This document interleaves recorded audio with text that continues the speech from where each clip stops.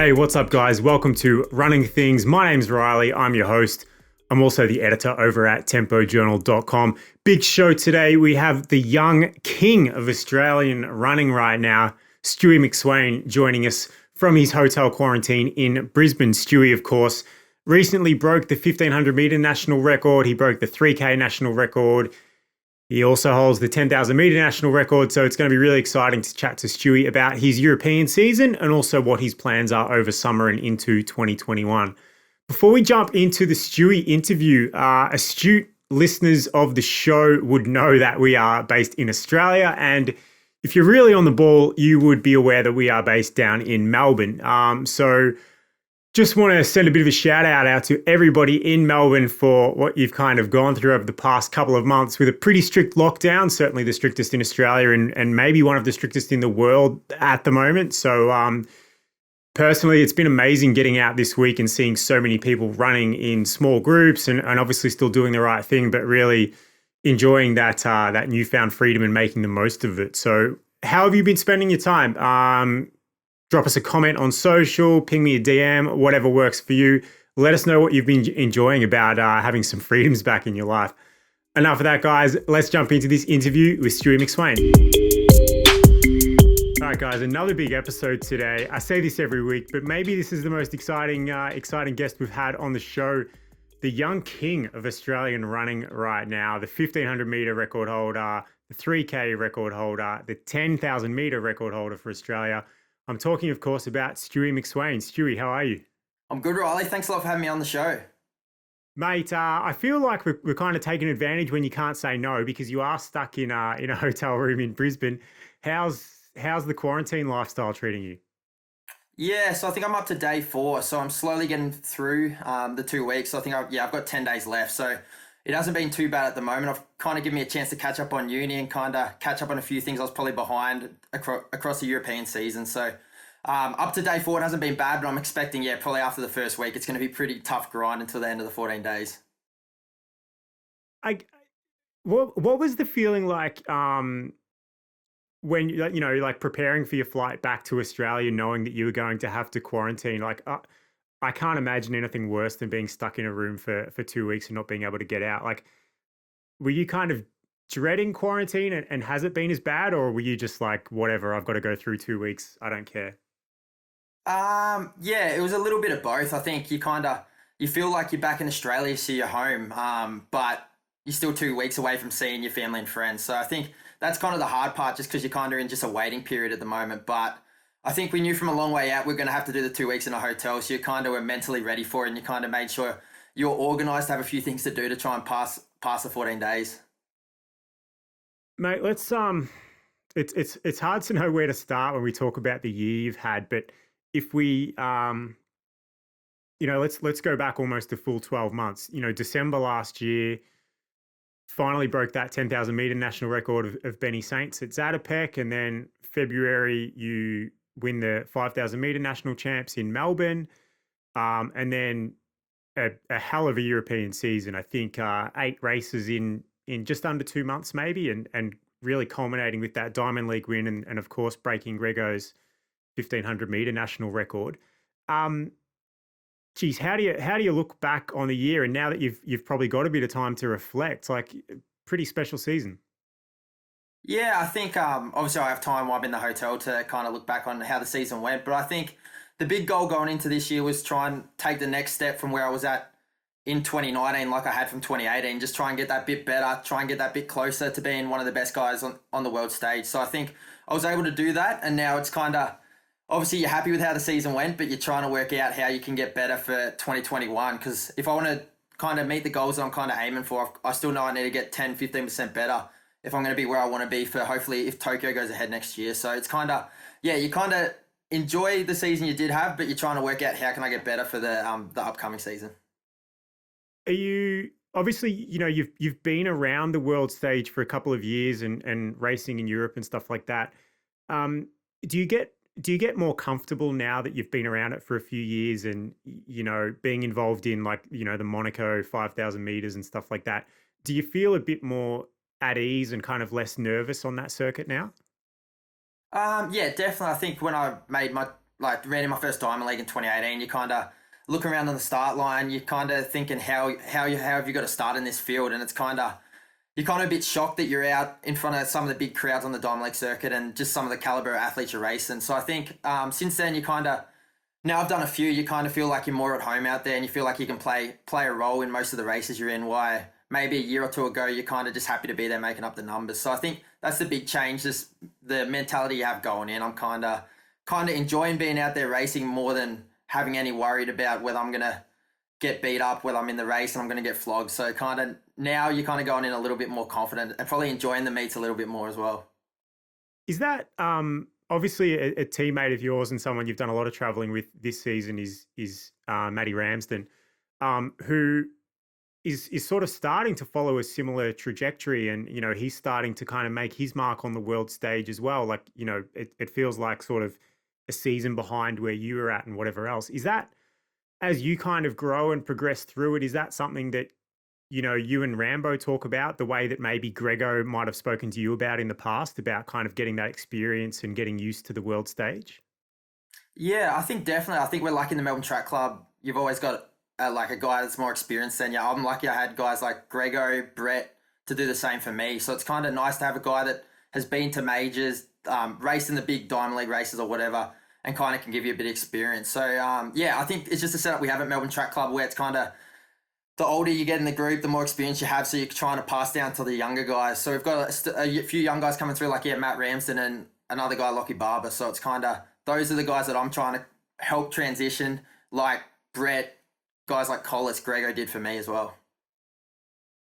Now, mate, like we spoke just really briefly about some of the things you've achieved this year, not all of them, but with such a long list of achievements for the season, and I'm sure every time you open your social media or whatever, someone else is saying something amazing about what you've done, just like we are. Now that you're back in Australia, and I'm sure at some point over summer you'll get back to King Island with the family, and your brother and your sister and your parents will be there. And do they kind of give you a bit of a dose of reality if your head gets too big over summer with everything you've achieved?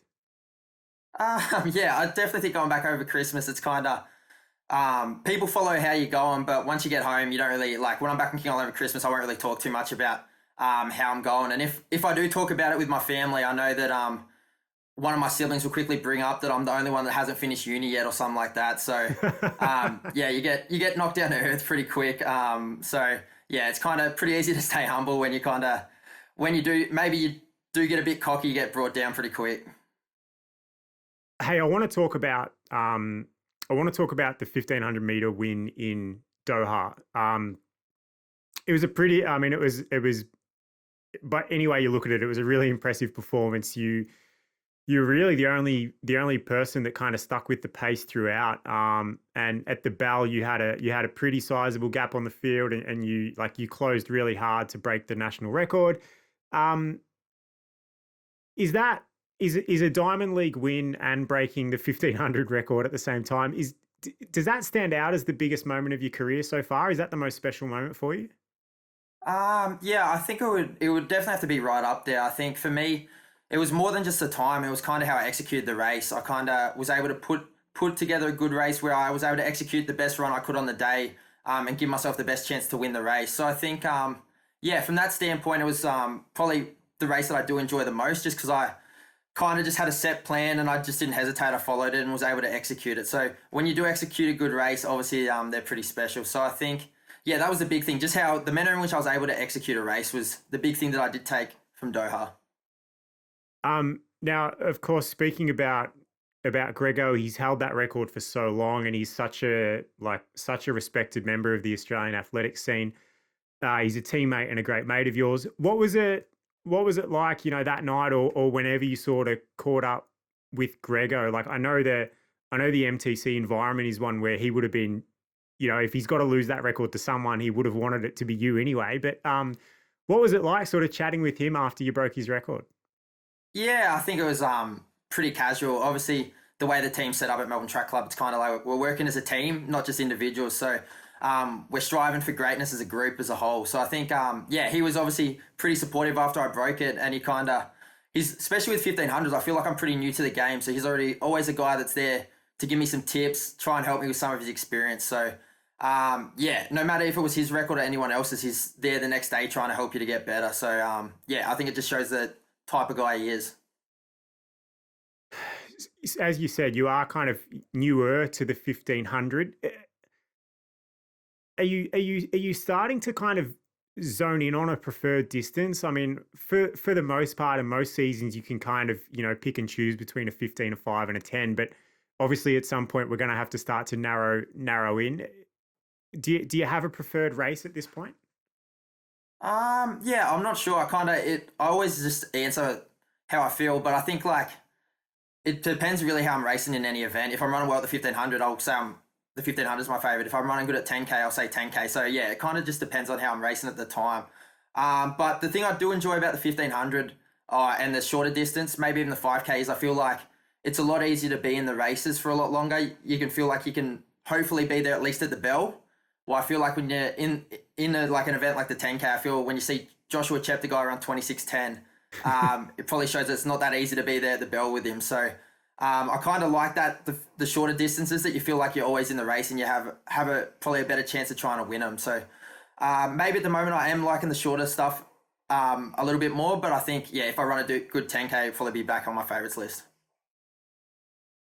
We know Nick is probably, kind of a man of few words at the best of times, but reflecting on this season you've had, what's Nick's feedback been on the year? It's hard to imagine he'd be anything but really happy with how it's gone. Have you sort of had that chance to kind of debrief with him yet? Yeah, so I think throughout the season you kind of will talk to him and get a few indicators how you're going, and then I'll probably debrief the season a bit more when I do get back into Melbourne and we're back in the training group. But I think the big thing at the start of the year we sat down and tried to talk about was trying to be more competitive in races and trying to focus on executing the best race I can rather than worrying about what other guys are doing in the field. And I think I was able to improve on that from 2019. So that was a big step forward. But I think anyone who knows Nick will know that even though you've had a good season, he's always trying to work out how you can get better. Until you're at the top, he still sees there's room for improvement. So I think even though it's been a good season, once I get back to Melbourne, it'll be straight back into training, seeing what we can do to find that 10% to try and get better for next year.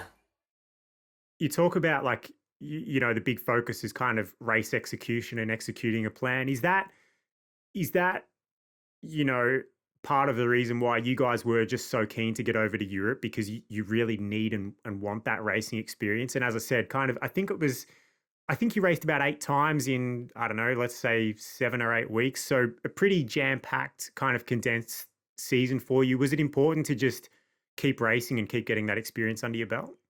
Yeah, I think especially with hopefully the Olympics on ahead next year, I feel like we needed to get overseas and race some of the bigger races, the Diamond Leagues, where you're racing the same guys that are going to be the top 8, the guys winning the medals at the Olympics. So, I think it's sometimes easy to focus on just running times, but at the end of the day, when you get to a major championship, it just comes down to racing, how well you can execute a race. So I think that's what we're trying to work on coming over to Europe. And I think these races that we did get this year in Europe will obviously help us with our focus on, hopefully Tokyo next year. Speaking of Tokyo, I mean, the postponement, of course, has meant different things for a bunch of different athletes. For athletes who are closer to the end of their career, maybe the postponement of a year isn't so helpful because they're kind of losing speed every year. There's people who were injured at the start of this year who now have a lot more time to get their body right, and then there's people like yourself who are just progressing so rapidly, and to have had this amazing season with all this extra experience under your belt, that has to give you sort of a lot more confidence going into the early part of 2021. Yeah, I think obviously you had a choice once the Olympics were postponed. It's kind of, you could have sat there and kind of sooked for a few days. I even had a couple of days where I was kind of a little bit bummed, but then I kind of was like, I thought about it a bit and I was like, I'm 25 at the moment, so there's no reason I can't be more in my prime for next year. So yeah, I was probably down and out for a day or two, and then I quickly turned it into a positive and kind of thought, I'm going to have another hopefully good 12 months of racing and training. Why can't I be in a better position for next year? So yeah, it was obviously a little bit of disappointment at the start, but yeah, quickly, I think like a lot of athletes, you quickly find the positive and was able to turn it around, and hopefully will hold me in better stead for next year, having that extra 12-month period of training and racing. How important how important is kind of the carrot of racing for your motivation? Because I know earlier this year when Nick was arranging like some of the tan time trials and stuff like that, like I know initially when Jen and Sinead ran their time trial, there was some talk that you were going to do it, and then I think you just kind of weren't that into it, perhaps, and then eventually we did see you come down and run. But are you someone who needs a race to get really excited? Like, do you get excited and super motivated just by the grind of training and kind of time trialing? Yeah, I actually like training. I think you can kind of feel improvement just week in, week out training. But yeah, I think it's kind of tough sometimes in the domestic season purely because you're kind of training more. You're not in optimal shape yet, especially if you're trying to get ready for Europe. It's kind of hard in that domestic season just because you're not preparing to peak. Then you're not quite ready. Why July, August, you're trying to be 100% ready to go when you do get to Europe. So I think sometimes it can be hard to find a little bit of motivation racing early in the year, but obviously it quickly changes once you get closer to Europe and you kind of know you're ready to race and you're going to be in peak condition. That's when it's kind of a lot easier to gear up for races. But I think we're lucky with the group we have. Training doesn't feel like a chore. I enjoy going to training with guys like Brett Robertson, Jack Rayner, Geordie Williams. So it makes it a lot easier when you have guys like that around you. You can turn up to training and knock week on week of training out without any races. So I think we're lucky in that regard to have such a strong squad to train with. On Europe, I remember like, yeah, back May, June, whenever it was when you did race that lap of the tan. I remember interviewing you afterwards, and you were sort of saying, yeah, this is good, but the goal is to be fit and ready for the European season. And just kind of where everything was at with COVID at that point, I kind of remember thinking like, surely there's not going to be a European season. Surely these guys are not actually going to get there, and there's going to be a season. But sure enough, you proved me wrong. Were you and Nick always really confident that you would get there and that races would be on and that kind of everything would fall into place? Yeah, I think like most people, it's more hope than anything, but it's like anything. If you want to be ready for it, you kind of got to prepare if it's going to happen. So we were kind of gearing up as if the full Diamond League was going to happen, and then it was kind of wait and see what races were going to end up coming up overseas. But yeah, as I said when we spoke at the 10, I was kind of gearing up as if it was going to happen, and then if it didn't happen, then I felt like I was able to put a couple of good months of training together anyway, which will hold me in good stead for when my next race does come around. So I think, yeah, it was kind of easier to just hope that races were going ahead, and if they didn't, it was going to make it easier for the next couple of months of training anyway. So yeah, I kind of was more hopeful than anything, but then once things started opening up a bit and we were allowed to go overseas, it kind of became clear that we're going to get races in, which was yeah, going to be a good result. Stewie, I feel like I have an obligation to the Australian running public to ask you about the 5,000 meters. You, as someone now who holds the 1,500, the 3K national record, and obviously the 10,000 meter national record, most of the time you would look at that and say, well, surely he's capable of having a good tilt at the 5,000 meter national record. Of course, here in Australia, that's held by Mottram with a 12:55.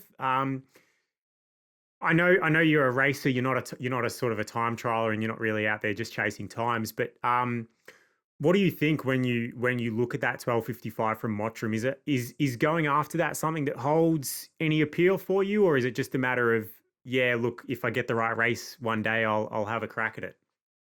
Yeah, I think it obviously depends if I get the right race, but I think it shows how strong a time is that it's stood for so long. I think 12:55 is a world class mark. If you're on a 12:55, you're probably in the top 10 in the world most years. So yeah, it just shows how good a run it was and how good a runner Craig was. But yeah, I kind of obviously I'd love to run that fast, but it's kind of just wait and seeing. Not putting any set date on trying to run the 5K Aussie record, but if the race comes up and I'm in shape, I'll yeah, hopefully I'll get the chance to give it a crack. But we'll wait and see. It's obviously a pretty strong time, so yeah, not putting any date I'm going to target it or anything. Just kind of play it by ear. If I get the right race, hopefully I'll be in good enough shape to try and make the most of the opportunity. Talking about that range from the 1,500 up to the 10K. Is that kind of it almost feels kind of reflective of the group you have at MTC, right? Like you have those, guys like you mentioned, Lockie Barber, and you mentioned Geordie, really good over the shorter stuff. And then you've got the marathon group now, which, Robbo and Jack over the last couple of years, and then, Grego and Rambo and stuff like that as well, sort of in the middle. That kind of range amongst your teammates, does that give you the ability to go and get flogged in a session by Barber and Geordie and then go and do work with the marathon guys as well? That must be really good for kind of keeping you kind of, able to compete over a bunch of different distances.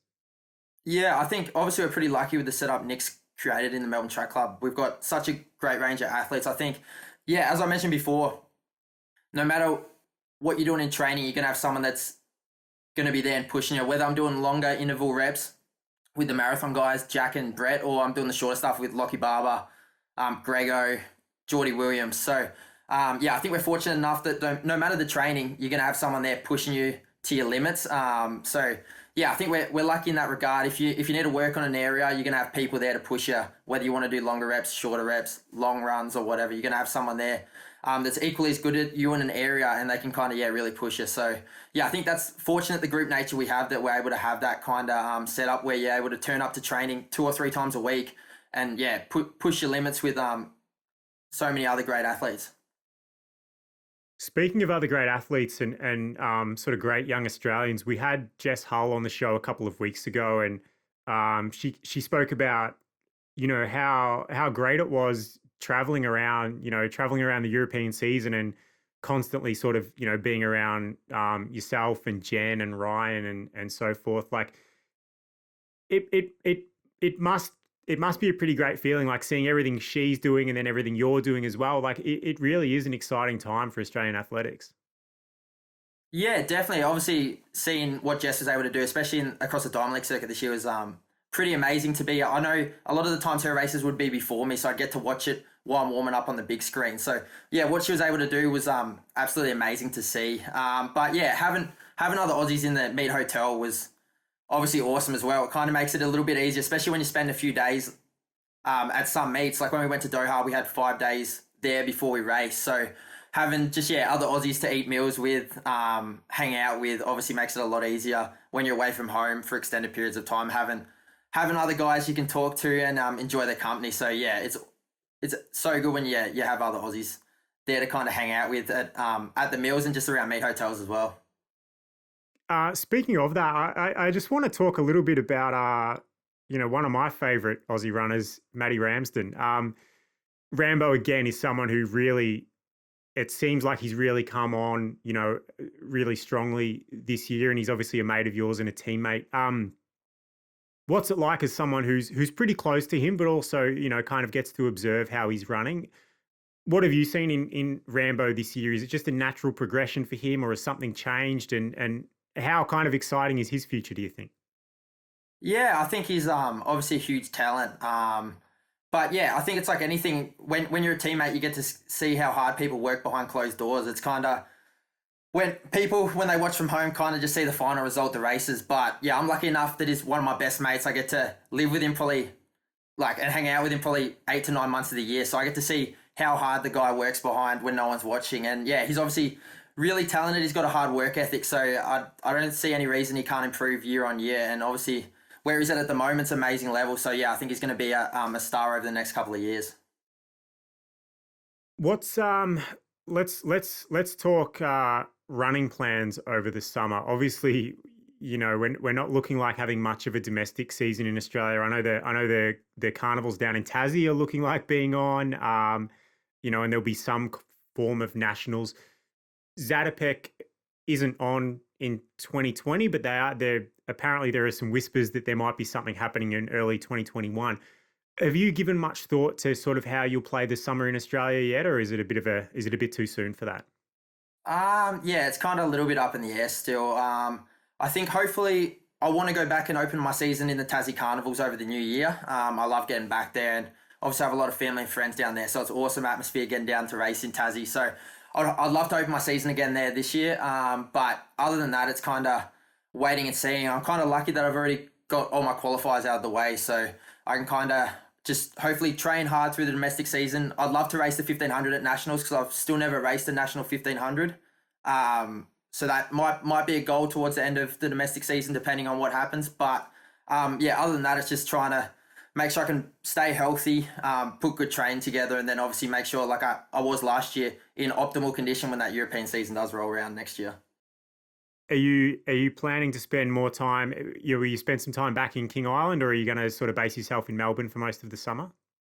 Hopefully over Christmas I'll be able to get back and maybe train for hopefully 2 or 3 weeks back on King Island. I'm lucky enough my family's got a farm down there, so I can pretty much do all my training through the farm, which is kind of a nice mix up from running in cities most of the year and in Melbourne. So hopefully I'll get to do that for a couple of weeks, and then other than that I'll pretty much just be based in Melbourne. I'm lucky enough I live 10 minutes from the VIS in Albert Park, so there's not many better spots to train than around there with the tan as well in Melbourne. So I'll be basing myself there for training across the domestic season. I was actually about to ask if you've missed Albert Park at all over the last couple of months. It's not much has changed. It's still pretty windy and and it's still pretty crowded. Yeah, funnily enough, I do miss it. I kind of really enjoy running there. I think when you can go through Faulkner Park, the tan, loop around the beach. I feel like it's not just running the 4.8K loop around Albert Park. You can kind of go wherever you want and kind of include different parts of the run. So I don't really get too sick of running around there, but I just enjoy having my mates back in Melbourne who I train with, the long run crew that I do my long runs with. So that's probably what keeps it exciting, is I'm looking forward to, after a few months away, getting back and going for runs and training with a different set of guys as well. Now, mate, to finish off, given that you're stuck in quarantine, obviously a lot more time on the laptop, a lot of time on the phone, the iPad, whatever. What's your have you got a TV series? You got movies? Like, what's your kind of Netflix go to at the moment? I'm normally a pretty big Netflix guy. I haven't actually been watching much in quarantine just because I'm kind of hustling with uni, just because it's the end of semester, trying to make sure I can get my assignments in on time. But I kind of like the crime series. I love the Mexican drug cartel series. I love the series on Escobar. I love Narcos. They're kind of the series I like watching. If they've got a bit of truth behind them, they kind of hit home a little bit harder. So they're probably the kind of shows I do like watching, kind of maybe a little bit fiction, but they have a bit of truth. I kind of feel like when you're seeing some of the stuff that goes on in Narcos and what Pablo Escobar was able to get away with in a couple of series is kind of the stuff that I like kind of settling down and watching. I think another one I did enjoy watching was the Formula One series. I kind of was a bit of a Formula One nuffy. I probably didn't know much about it. I used to go to watch the Formula One in Melbourne each year and I would be lucky naming one driver. So to kind of be able to watch that and pick up a few little things about the sport was kind of cool as well. And what about what's the number one app on your phone? I'm guessing it's probably Instagram. Probably at the moment I'd have to say KO Sport. I think when I'm traveling, I love watching all kinds of sports. So whether it's tennis, when I was in London, I'd log on every weekend and try and watch as many AFL games, especially when St Kilda was playing. So I'd say, probably the handiest and the one I probably do spend the most time on would probably be KO Sports, just trying to fill in the hours, especially when you're at meet hotels and stuff. There's not much better than logging on a weekend and watching some AFL when you're away from home. And mate, I have to ask this because we asked Jess Hull and I was kind of surprised at the high quality of food she was getting in quarantine. She was getting Thai food delivered every day and just living it up, better than I eat here. What's the food been like in quarantine so far? To their credit, it's actually been, the food quality is good. I think the only issue is they kind of set the menu for a normal person, so there's probably a lot food sizings are a lot smaller than what I'll eat. So I'm probably used to eating 3 main meals, but maybe snacking another 6 times. So the food's been good, but I've had to hit Uber Eats pretty much daily, and I've had Woolworths delivery every second day as well, just to make sure I'm getting enough food in. Because if you're just surviving on the 3 meals they give you, it's obviously a pretty tough grind. Have you we've seen some athletes, I think Ali Pashley had a treadmill delivered to her hotel, and Sinead had a bike or something in her hotel. Are you doing anything like that, or are you just taking 2 weeks to kind of rest the body and relax? A little bit rest, but I've been also trying to do a few little things like Pilates, try and work on a few deficiency areas. But I'm hoping towards the end of this week we'll be able to get a treadmill from the Institute of Sport up here, and I kind of can slowly start building back running. So when I do get out of quarantine, I don't kind of have to reload my training for a couple of weeks. I can kind of slowly get more quickly into it than having to slowly build up over the next month once we get out. So hopefully we do get the treadmill. But other than that, I'm just trying to work on my core game a little bit, try and get a few abs back, because obviously my rig's not looking too good at the moment. So try and make it look a little bit more respectable. So that's the aim across the 2 weeks as well. All right. So if anyone sees you over summer, it's they'll know the work has been put in quarantine. Good to know. Mate, thank you so much for taking the time. I know you're not super busy right now, but thank you so much for taking the time out of your day to have a chat with us today. Really appreciate it. Appreciate you guys having me on. As always, anytime. Thanks for having me, Riley. Maybe the first person I've spoken to who misses Albert Park. Anyway, and maybe that's why he's a national champion and I'm not. Well, one of the reasons. I hope you guys enjoyed that chat with Stewy. It's it's great. More and more Aussie athletes are talking about competing on the world stage. It's not necessarily about setting fast times or trying to hit qualifying standards. It feels like that's kind of behind now. People like Stewy and Jess Hull they know they're going to hit those qualifying standards for things like the Olympics. So it's not about that. It's about really, being truly competitive on the world stage. So really exciting to speak to Stewy, and like, who knows what 2021 is going to hold for him. I think if he can progress another 3%, another 5%, then he's going to be a truly special athlete for Australia for many years to come.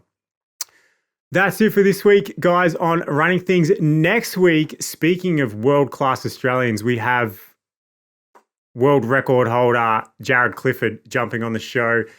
We did a feature on Jared only a couple of months ago, I think, on the website. I'll link that in the show notes about him sort of signing a deal with Nike and talking about some of his ambitions for not just 2021, but really the next sort of half decade of his career.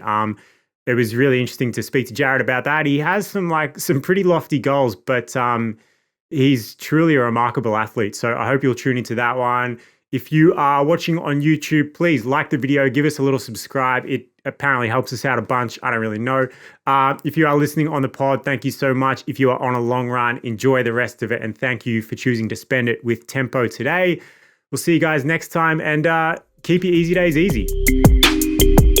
Thanks so much for watching Running Things here on YouTube. If you haven't already, do us a favor, hit that little subscribe button. It really helps out our channel. Also, tell your friends, and don't forget to follow us on Instagram @Tempo Journal.